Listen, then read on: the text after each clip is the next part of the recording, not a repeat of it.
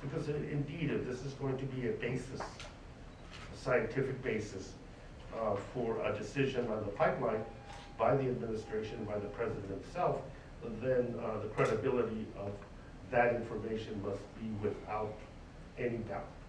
And at this point, that doubt exists. The indications from the Office of the Comptroller General is that they will pursue it. And they indicated that to my staff yesterday, if I'm not mistaken. And in doing so, we have asked for that it be expedited. And we ask that any decisions be held in advance, not be made until this independent look at the company, the conflict of interest issues that we've raised, and not just myself, others have raised, other organizations are going to be with us today to talk about that issue.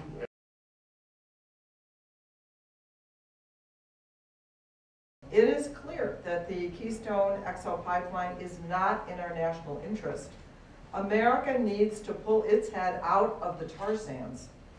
We've already seen signals that our climate is rapidly changing, wildfires that have devastated large swaths of western United States, drought that has crippled the plain states, October hurricanes that have devastated communities as far north as New York, and intense snowfall in the southern United States has brought the city of Atlanta to a standstill, all in the last 2 years. Each of the 10 warmest years since the 1880s have occurred since 1998. So, in order to prevent catastrophic climate change, 80% of global carbon reserves have to stay below ground.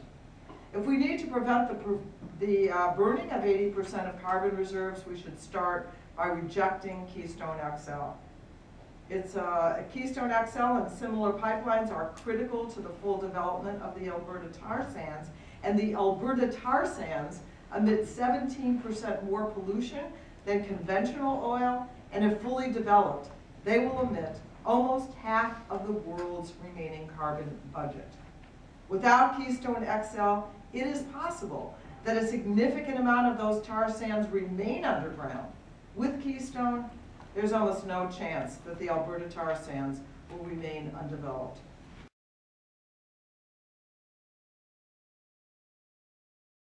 Failed to disclose the fact that they actually were in business with TransCanada within the last 3 years. They failed to disclose that they were in contracts with ExxonMobil and TransCanada building a pipeline. They failed to disclose that. They failed to disclose to the State Department that they were a part of at least 5 trade associations, all lobbying for the approval of the Keystone XL pipeline, including the American Petroleum Institute that has spent over $6 million last calendar year to approve this Keystone XL pipeline. And kind of more distressing is that we found this information by checking the State Department's own documents as well as doing our own searches. So what due diligence did the State Department actually do? We don't think they did much. State Department did not verify ERM's conflict of interests. They did not verify that there was no other financial dealings, and they've mishandled this FEIS in their investigation.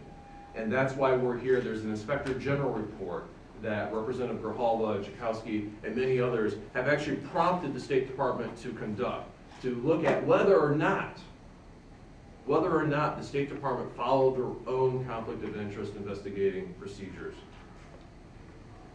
Unfortunately, the Inspector General report, as many of you may have saw in the Washington Post, they're saying that there may not be any conflicts of interest there, or that they're going to give a light touch to the State Department.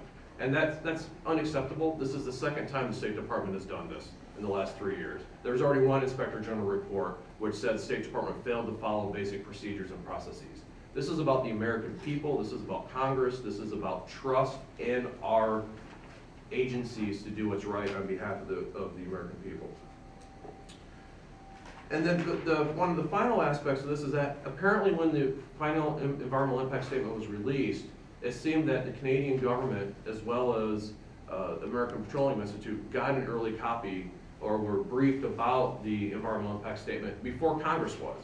We have our champions and our colleagues here who have been talking about the State Department, wanting to know what's going on, and these industries and the Canadian government were out there saying that the report is good. It says there's no environmental impact.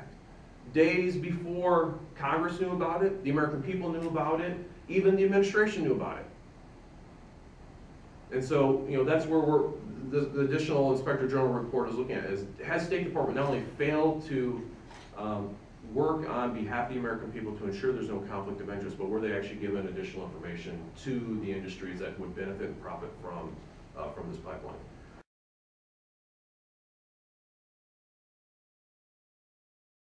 It's a debate with no end, because we understand the significant contribution this nation makes in consumption. The significant contribution this nation makes in terms of climate change, but we are of the opinion that climate change is real, and that this particular pipeline aggravates what is already a situation that is untenable for the future. So it is about prevention at this point, as opposed to trying to remediate and mitigate what's already going on.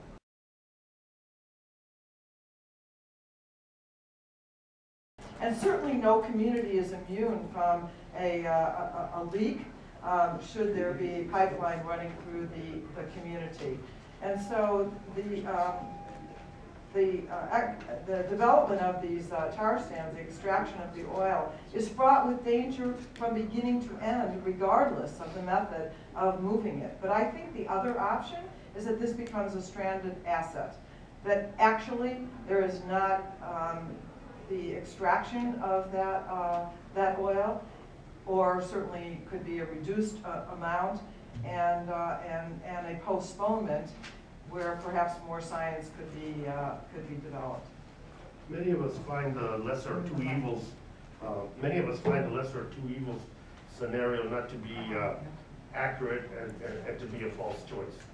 It's capacity issues, as just indicated, with any railroad shipments that have to go through a process as well.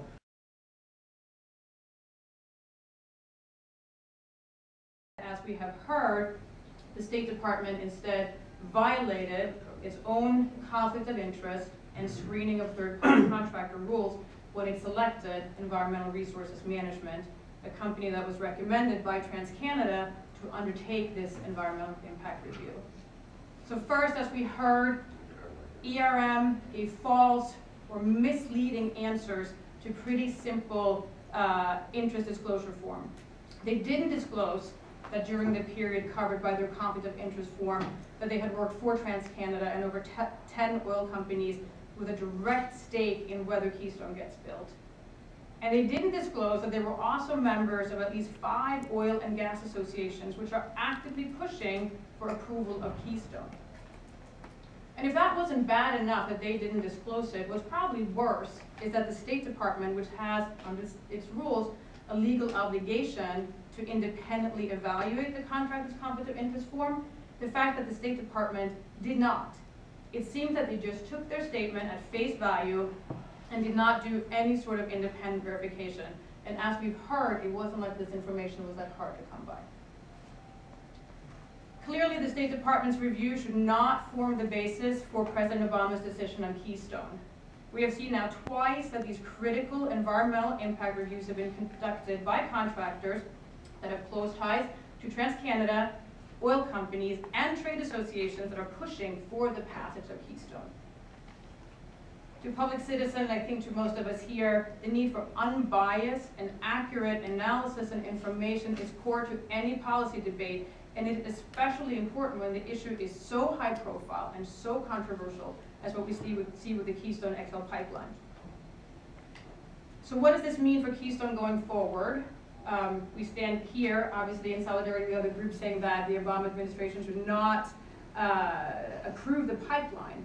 It's important that the impact assessment that was conducted be excluded from any sort of decision that's being made in terms of the determination of whether or not the pipeline is in the national interest.